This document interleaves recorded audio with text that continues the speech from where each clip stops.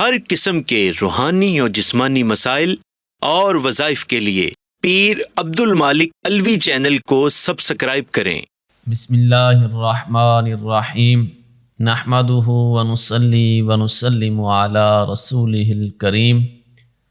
اما بعد فاعوذ باللہ من الشیطان الرجیم، بسم اللہ الرحمن الرحیم۔ اللہم صلی علی سیدنا و مولانا محمد وعلی آل سیدنا و مولانا محمد وبارک وسلم۔ السلام علیکم ورحمۃ اللہ وبرکاتہ۔ آج میں آپ کے سامنے ایک ایسا عمل عرض کروں گا کہ جس عمل کے کرنے سے انشاءاللہ تعالی اللہ تعالی فالج کے مرض سے نجات عطا فرما دیں گے۔ فالج ایک بڑا اہم مرض ہے جو اکثر ڈاکٹر بتاتے ہیں کہ بلڈ پریشر بڑھنے کی وجہ سے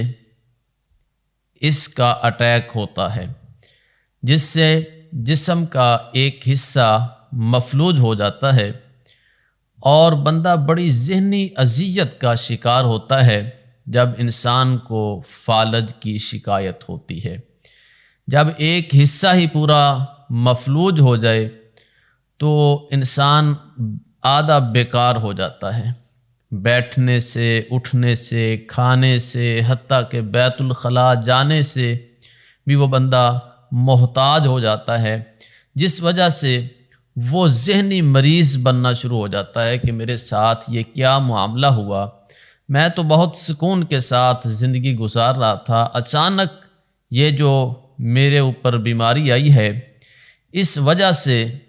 وہ اپنا آپ جسم بے جان ہے اور آدھا جسم کا حصہ ویسے ہی بے جان ہے اور وہ کام ہی نہیں کر رہا، تو انسان بندہ کافی پریشان ہوتا ہے۔ تو اللہ کے ہاتھ میں ہے کہ اللہ تعالیٰ کسی کو بیماری عطا فرما دے، یہ اللہ کی مرضی ہے، اور بیماری کے بعد اللہ تعالیٰ شفا عطا فرما دے، یہ بھی اللہ کی مرضی ہے۔ بندے کے اختیار میں تو کچھ نہیں ہے، لیکن پھر بھی کچھ دنیا میں رہتے ہوئے جو سنت کے مطابق جو کام ہے وہ ضرور کرنا چاہیے۔ وہ اس لیے کہ نبی کریم صلی اللہ علیہ وآلہ وسلم کی طبیعت مبارک جب کبھی ناساز ہوا کرتی تھی تو وہ اپنے جسم مبارک پر دم بھی کیا کرتے تھے، سورہ اخلاص، سورہ فلق اور سورۃ الناس کے ساتھ۔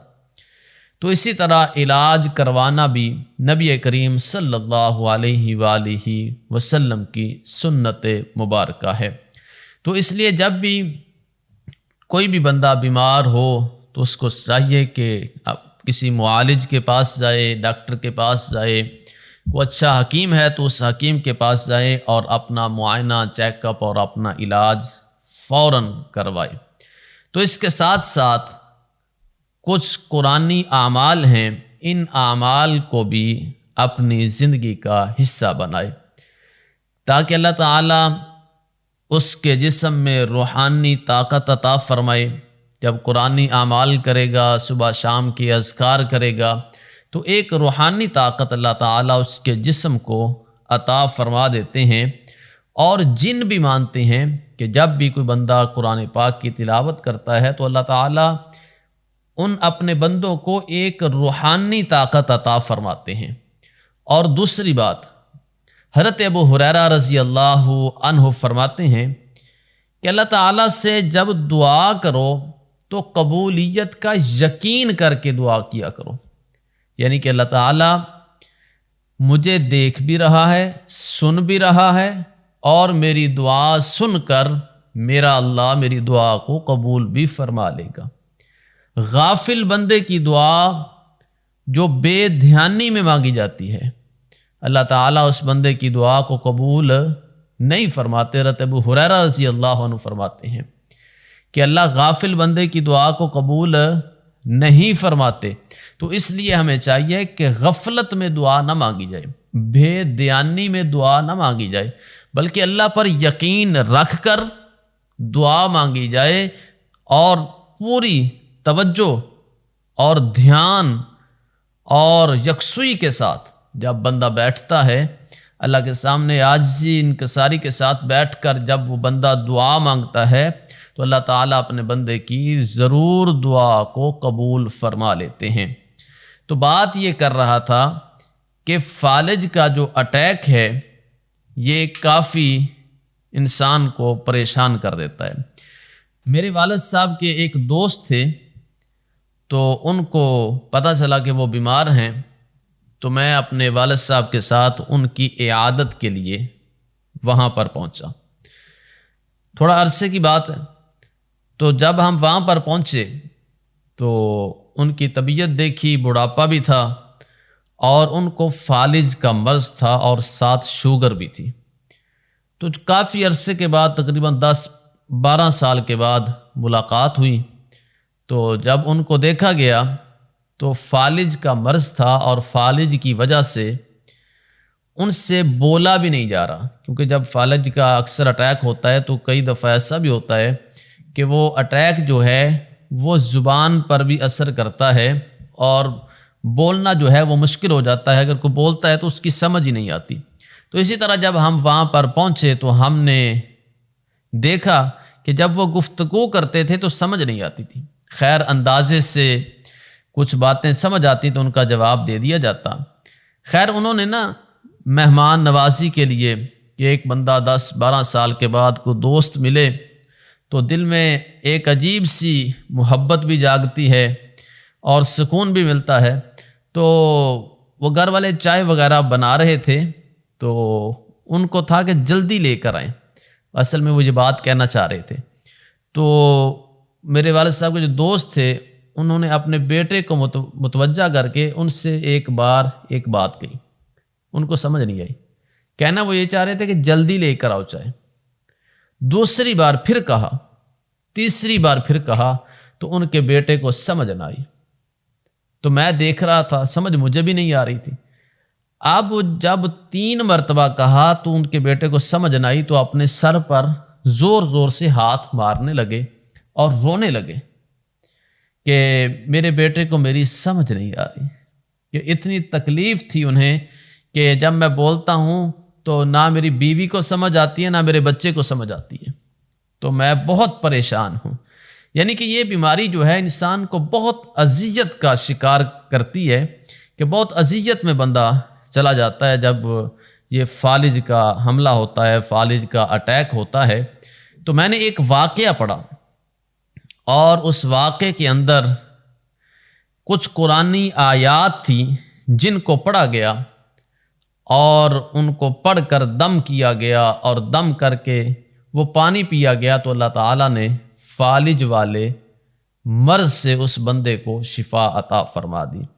تو میں نے یہ سوچا کہ میں آپ کے ساتھ بھی وہ عمل شیئر کروں تاکہ اگر کوئی بندہ فالج کا مریض ہے تو اس بندے تک یہ آپ صدقہ جاریہ سمجھ کر یہ عمل ضرور اس تک پہنچائیے کہ اللہ تعالیٰ پر یقین رکھتے ہوئے کہ اللہ تعالیٰ میری دعا کو سنتا ہے اور میری دعا کو قبول بھی کرتا ہے۔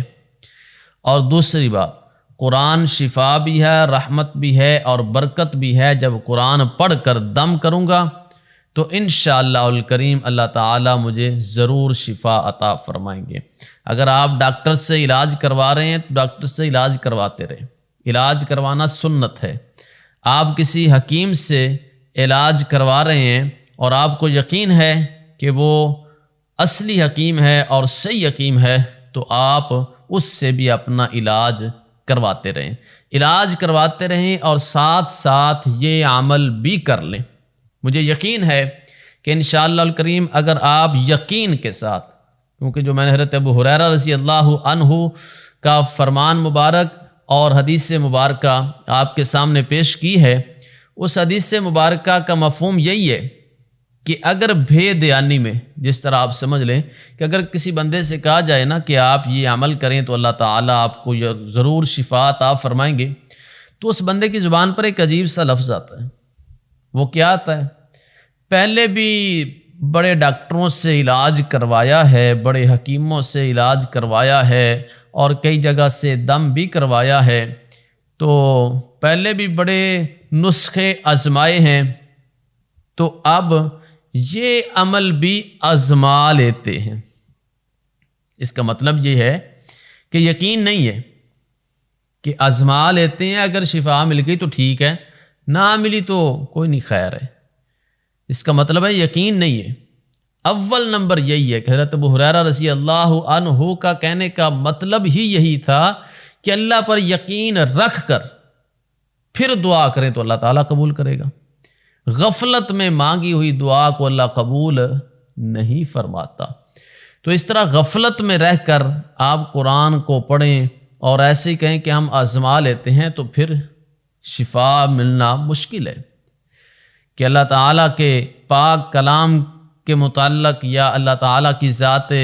مقدسہ کے متعلق آپ یہ سوچ رکھیں کہ ہم اللہ کو آزما لیتے ہیں، تو یہ مناسب بات نہیں ہے، بلکہ اللہ پر یقین رکھتے ہوئے،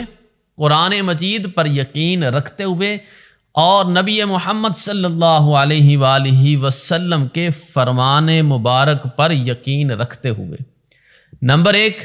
اللہ پر یقین رکھ لیا گیا۔ نمبر 2، نبی کریم صلی اللہ علیہ وسلم خود اپنے جسم مبارک پر جب دم کیا کرتے تھے تو آخری 3 صورتیں تھیں، وہ قرآن مجید سے ہی دم کیا کرتے تھے، تو قرآن شفا بھی ہے، اس پر بھی یقین رکھ لیں۔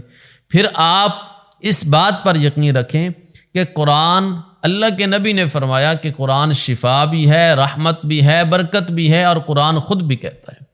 وَنُنَزِّلُ مِنَ الْقُرْآنِ مَا هُوَ شِفَاءٌ وَرَحْمَةٌ لِّلْمُؤْمِنِينَ، سورہ بنی اسرائیل آیت نمبر 82، کہ قرآن شفا ہے۔